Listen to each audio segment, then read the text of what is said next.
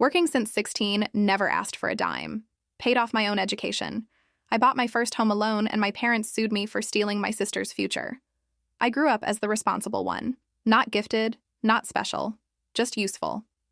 At 16, I got my first paycheck, and my father slid a calculator across the table. 30% to the household. Rent, food, utilities like I was a tenant in my own childhood. Meanwhile, my sister had piano, ballet, brand new everything. I learned to smile, work, and keep receipts. College. I did it the unglamorous way. 2 jobs, scholarships, ramen, and a highlighter dry from use. I graduated, paid my loans, climbed, at work, and moved into a tiny studio while everyone else treated themselves. I tracked every cent, built an emergency fund, and whispered the same promise every morning. One day, a key of my own. That day came. A small bungalow, creaky floors, sunlight like honey across the kitchen tile. I invited my family over, hoping, stupidly for pride. My father walked in and said, "It's small." My mother ran a finger along the mantel and murmured, "This area isn't upscale." My sister smiled and squeezed my hand for a minute. I let myself believe. Then came the real reason for their visit. "Your sister's scholarship fell through," my mother declared. "She needs $20,000. You can take a home equity loan." I laughed. Short, shocked. I just closed. "There's no equity, and I won't risk my house." The air turned cold. "After all we've done for you," my father snapped. I felt that old trained guilt tug at my ribs, but I let it starve. 3 weeks later, a thick envelope. I sat on the floor and read it twice. My parents suing me for 70% of my home's value for stealing my sister's future. The words bled through the page. I dialed their number with shaking hands. This can't be real. My father's voice was steady. "Do the right thing or the court will make you." I didn't yell. I didn't beg. I did what they never expected. I went quiet. I stopped explaining and started documenting. I printed bank transfers I'd sent for emergencies, screenshots of messages, demanding money, tax returns proving I'd supported myself since I was barely grown. A paper spine where my guilt used to be. In the courtroom, I kept my voice low and my sentences simple. Their lawyer spun moral obligation implied contract family investment. My attorney raised a single eyebrow and set down my stack of proof. Teenage rent, years of help, every dollar that flowed one direction out of me. Then the door opened and my sister slipped in, eyes wet. When the judge asked whether she supported the lawsuit, her voice trembled. "I never wanted this. I'll find another way."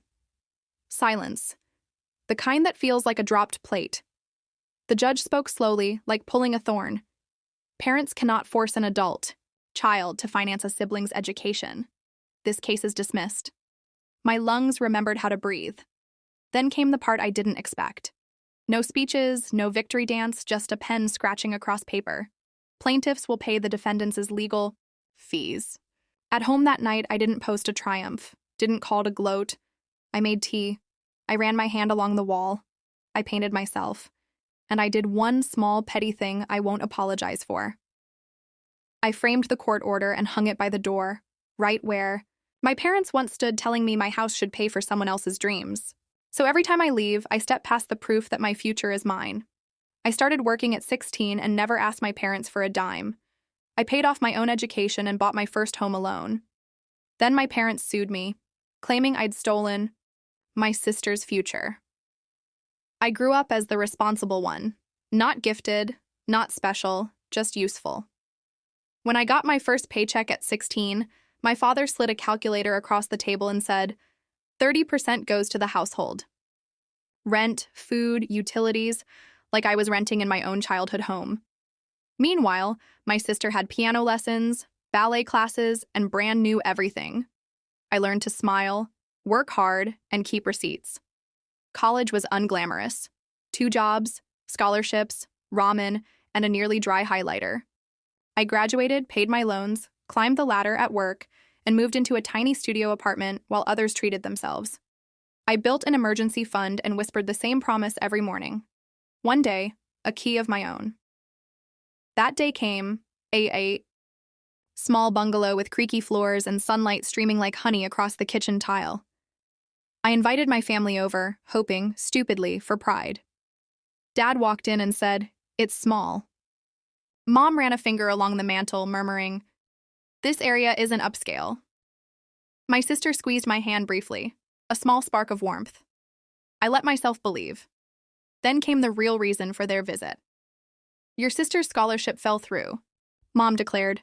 "She needs $20,000. You can take a home equity loan." I laughed, shocked. "I just closed. There's no equity and I won't risk my house." The room got colder. "After all we've done for you," Dad snapped. I felt the old guilty tug at my ribs, but I starved it. 3 weeks later, I opened a thick envelope and read it twice. My parents were suing me for 70% of my home's value, accusing me of stealing my sister's future. The words bled off the page. My hands shook as I dialed their number.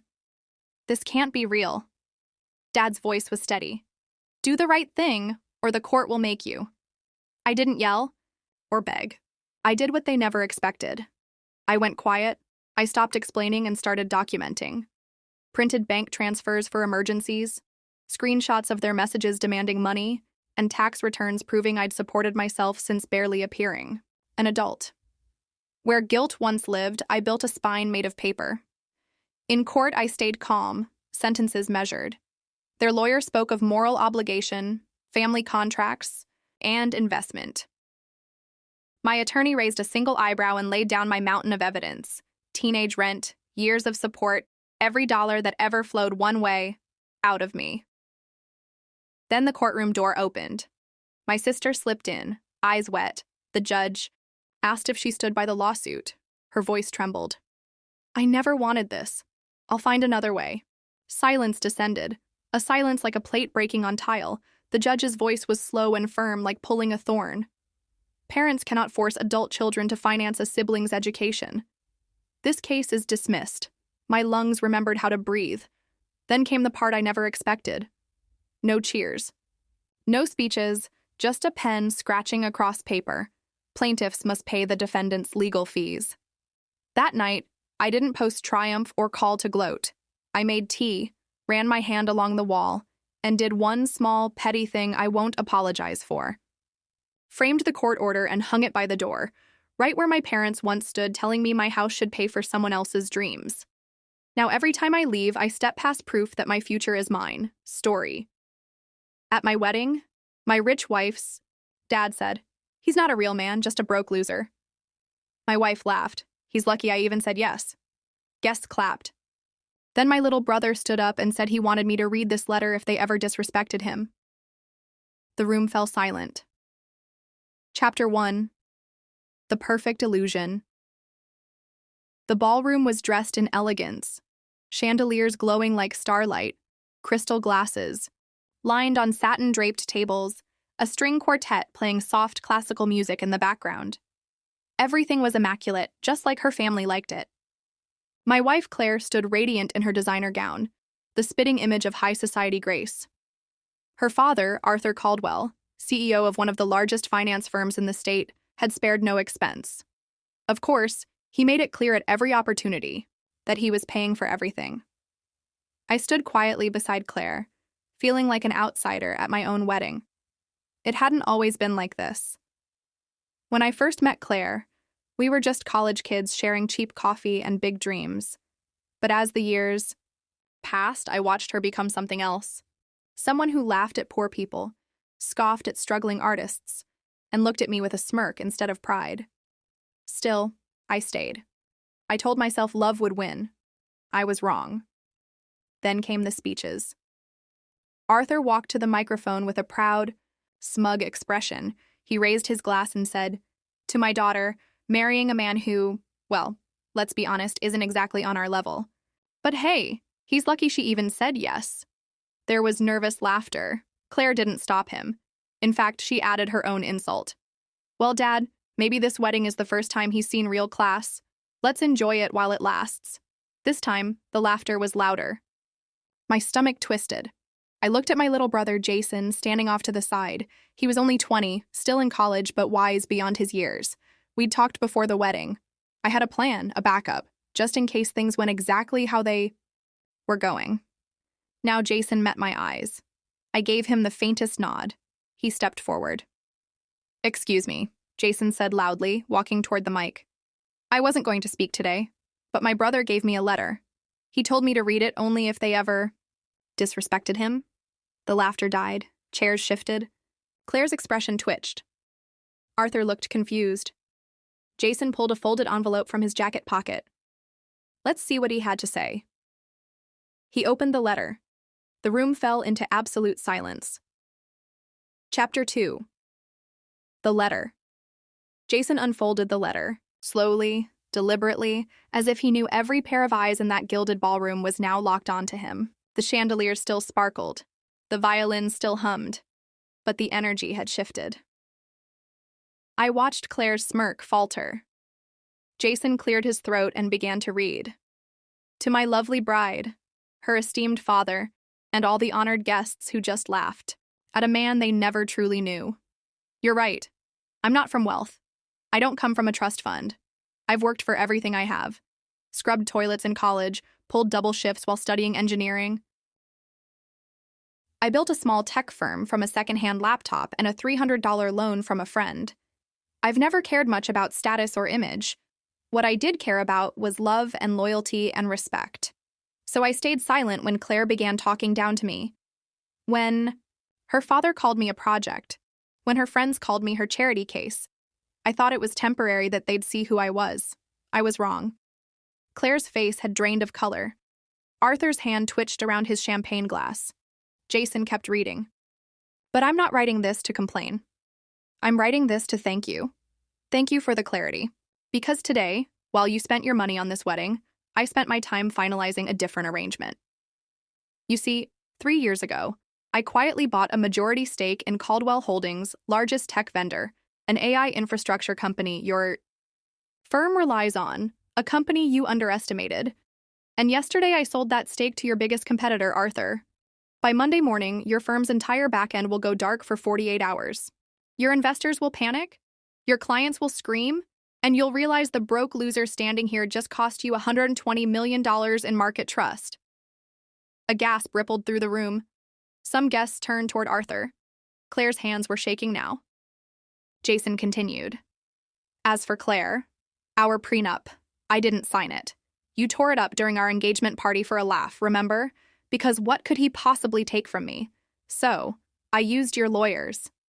Everything I built before this wedding is still mine. Everything acquired after. Well, we'll let the courts decide, but you won't need to worry about that because this wedding, this marriage, it's over. Jason slowly folded the letter. Silence. Dead. Unbearable silence. Then he spoke. I believe he ends it with, enjoy the cake. And just like that, he walked away from the mic. All eyes turned to me. I straightened my tie, looked Claire in the eye, and smiled. Tell your father, I said calmly, to check his email. Chapter 3. The Aftermath. The room erupted, not with laughter this time, but with chaos. Arthur Caldwell, the titan of finance and CEO of Caldwell Holdings, lunged for his phone, frantically typing in his passcode with trembling fingers. Claire, now ghost white, staggered back into her seat as whispers began sweeping through the crowd like wildfire. Is this real? Did he just say he sabotaged the entire company? Wait, didn't she laugh at him just now? Meanwhile, Jason didn't even look back. He gave me a nod, one of quiet respect, and walked out of the ballroom, leaving behind a trail of stunned silence and one hell of a legend. I stood still as my so-called in-laws scrambled. My own soon-to-be ex-wife stared at me, lips parted, trying to form words that no longer mattered. Then the screaming started. What the hell is this? Arthur bellowed, waving his phone. It's a board alert. Our cloud services contract was revoked. The DevOps systems were sold to RivetCore. That's classified information. His COO, seated just a few tables away, confirmed it in a shaky voice. Sir, it's true. We just got an emergency email. Our servers will be locked out for 48 hours. Shareholders already know. Guests began filing out, suddenly too embarrassed to stay at what was now the most humiliating social event of the year. Claire ran after me, heels clicking wildly across the ballroom floor. Wait! You knew you planned this. I turned slowly. She grabbed my sleeve. Please just tell me this isn't real. I looked down at her hand. Claire, do you remember what your father said when he first met me? She blinked. He said, you'd never amount to anything. I nodded. That day, I promised myself quietly that I'd wait. I wouldn't fight, wouldn't shout. I'd just show you who I really was when it mattered most. And now, I said gently. You've seen what real looks like. Then I walked away. Chapter 4. The Public Fallout. By Monday morning, Claire's father was trending on every financial news outlet in the country. Caldwell Holdings suffers major collapse after secret tech acquisition leak. Anonymous letter exposes internal corruption. Caldwell. Stocks plummet 68%. Was it revenge? Who was the author of the letter that brought down a dynasty? The wedding that was supposed to cement the Caldwell legacy had now become the very event that destroyed it.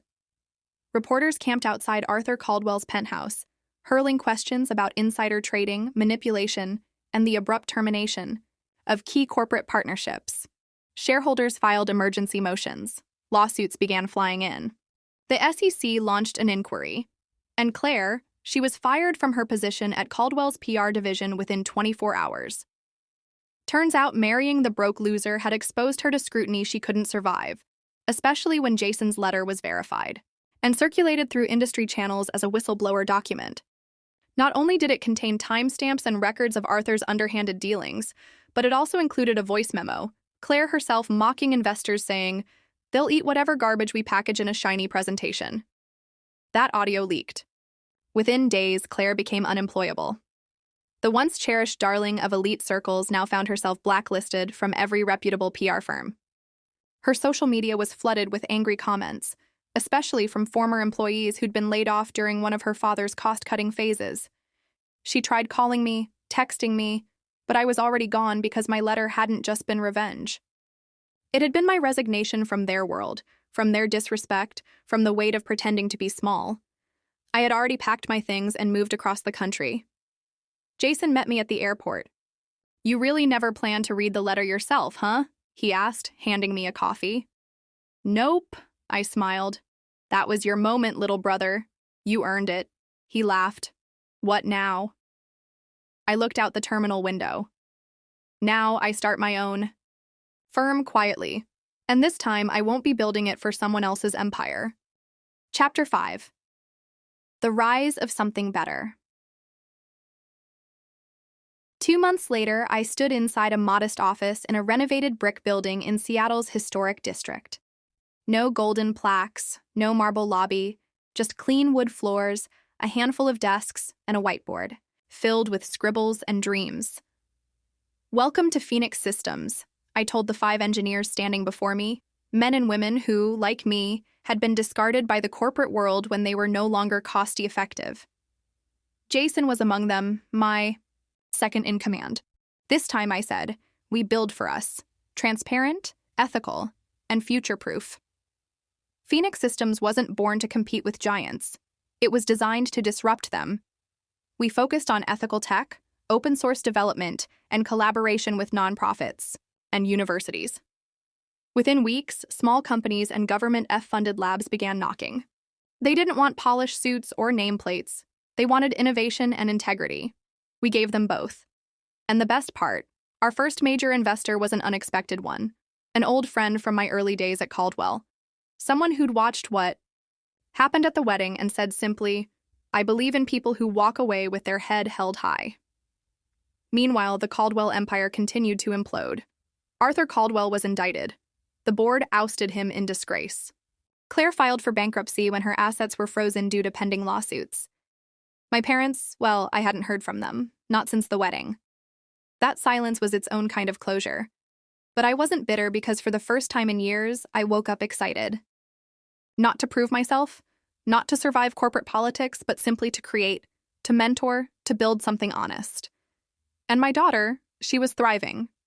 We moved into a quiet neighborhood where she made new friends and no one whispered about her, father being a loser.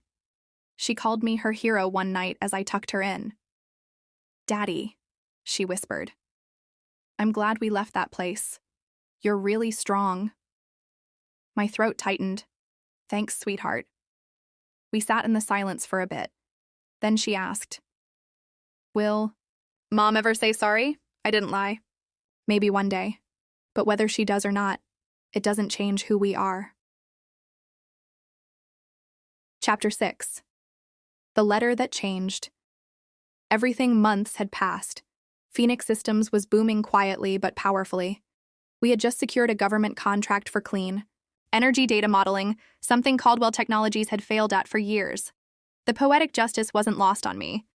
But none of that prepared me for the moment my younger brother handed me the envelope again, the one from the wedding, the letter. I had almost forgotten about it. Almost. Read it again, he said. I don't think you ever really let them hear all of it. I unfolded the slightly crumpled sheet of paper. The ink faded just slightly from age and sweat, but the words, they still burned like wildfire. To whom it may concern. If you are hearing this letter read aloud, then you've chosen to publicly humiliate me again. You called me a broke loser, a failure, an embarrassment. But here's what you don't know. While you mocked me for not having money, I built systems that supported hospitals during pandemics. While you laughed at my so-called failure, I helped a single mother engineer prosthetics for her son. While you chased yachts and headlines, I stayed up late tutoring neighborhood kids whose parents couldn't afford private school. I didn't build riches. I built people. I didn't chase glory. I chased impact. So, if you're laughing at me right now, I forgive you. Because deep down, I know why you fear me. I represent the one thing you can't buy. A legacy signed. The broke brother who never needed your approval. The letter had stunned the wedding into silence. But now, as I read it again in my own office, my staff behind me, my daughter playing nearby with a robotic kit we were designing for kids, it made me cry.